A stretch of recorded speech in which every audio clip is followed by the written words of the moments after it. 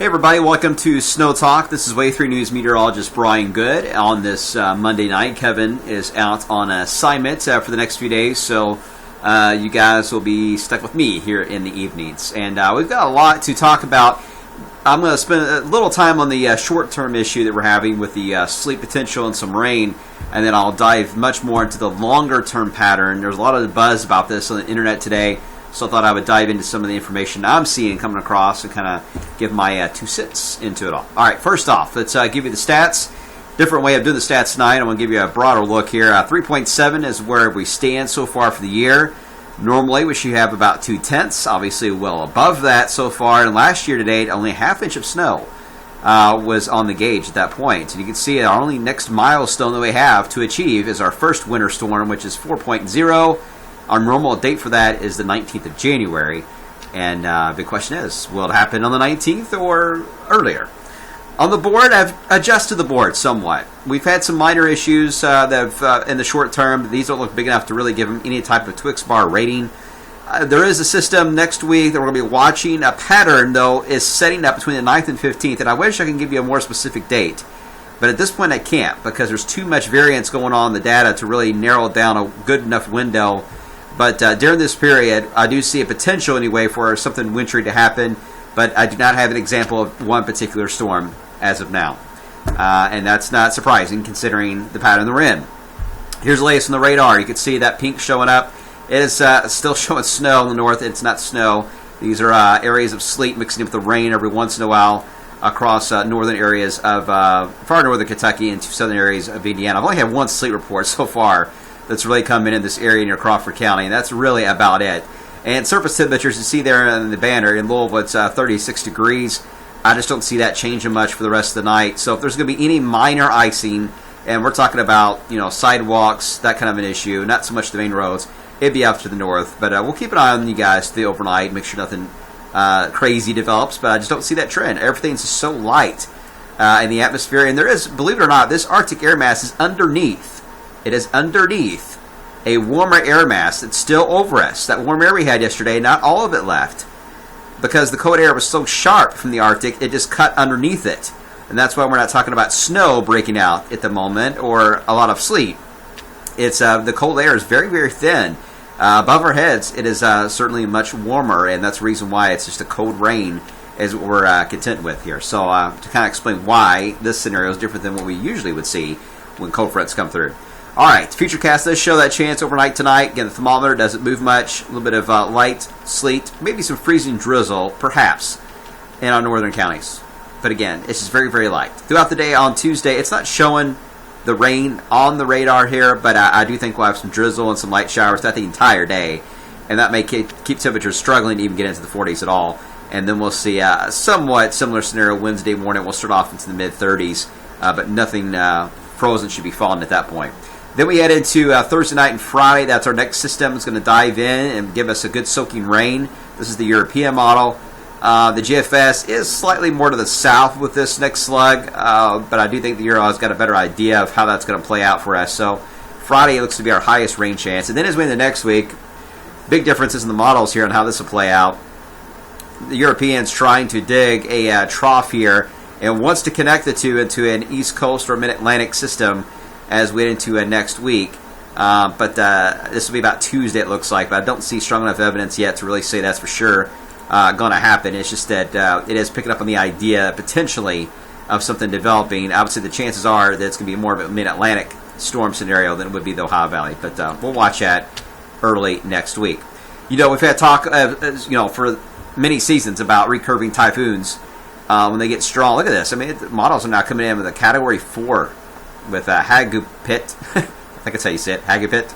I'm not really good with these names, no less specific. Anyway, this is forecast to make a turn, and then it's going to give the Philippines quite the slapping here when it comes to high winds and surf, but it is going to do a recurve. But as I mentioned yesterday, the jet stream is so strong in the Pacific as we get to the next week or so that it's really going to hamper any type of typical recurving typhoon theory where it gets caught up in the main flow and then it forms a trough into the eastern United States.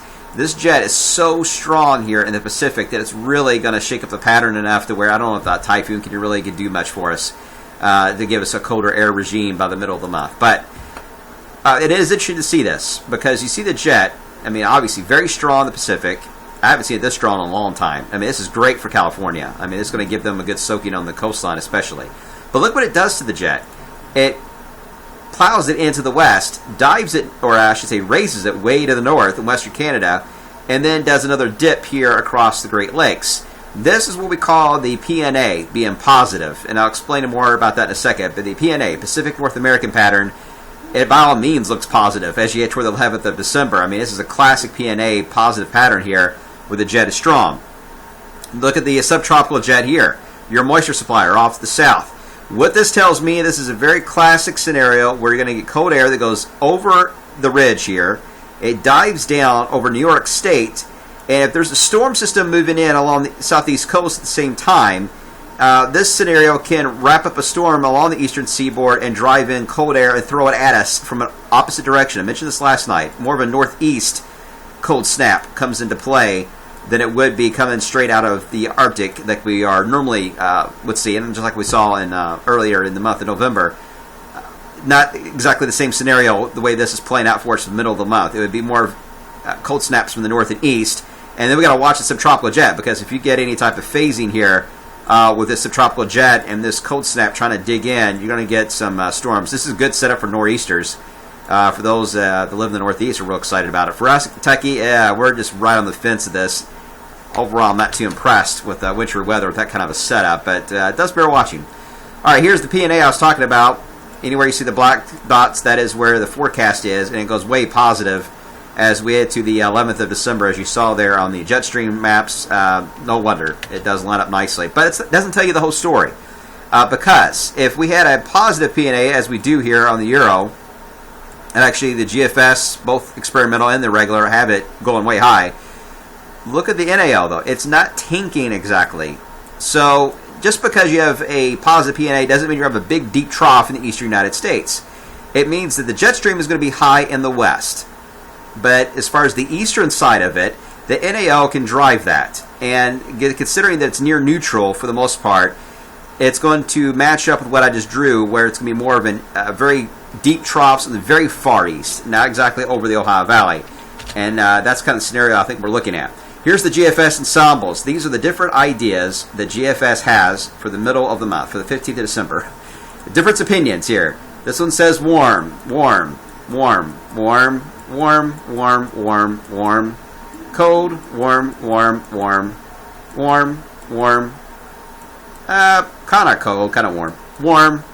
You see the trend here. It's going, GFS is giving us a lot of warmth through the middle of the month. But notice where it's focusing the colder air, where the subtropical jet would likely be active here in the southeast corner of the country. And I think that lines up with the pattern that we're seeing with the jet stream. Here's the Canadian. Notice there's quite a few warmths, but look where the cold air is. Other than this model, it's pretty much the only one I really see here that's really showing a drastic change there. But notice the focus here in the southeast corner of the country for cool weather that is showing up on some of the ensemble members. So I do think it's going to be the southeast corner of the country that's going to be cooler than normal because of the wetness. Clouds and rainfall will set up. I can't show you the latest GFS or the latest European ensembles that go way out, but in general, they are showing a lot of warmth in this part of the country and several low pressures tracking on the south side, all the way through Christmas Eve and New Year's Eve. So, and I think that makes sense, given the jet stream is going to be arced fairly high to the north and then takes a dip to the east. It's going to provide a lot of warmth here in this part of the country, and you're going to get a very active storm track to the south.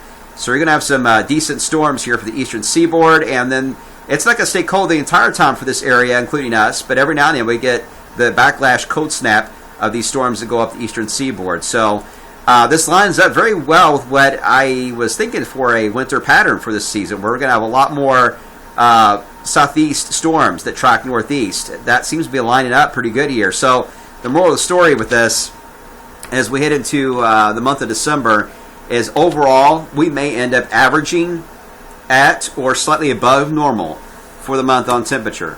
I think we're going to have some warm spells, but we're going to have some drastic cold snaps. I don't think they're going to be locked in, though. Until I see that NAL go negative, sharply negative, I just don't see them locking. It's going to be overall just cold snaps more than anything all the way through the end of the year. and we'll see how that plays out. Is this going to hold the January to February? Likely not. Things will get shaken up again. But this is the way things are looking as of the 1st of December. Mild overall, but there will be some cold snaps coming in, and you can't get a big snow out of that kind of pattern. So snow lovers, hang in there. We've seen big snows before out of this kind of a setup, so don't give up yet.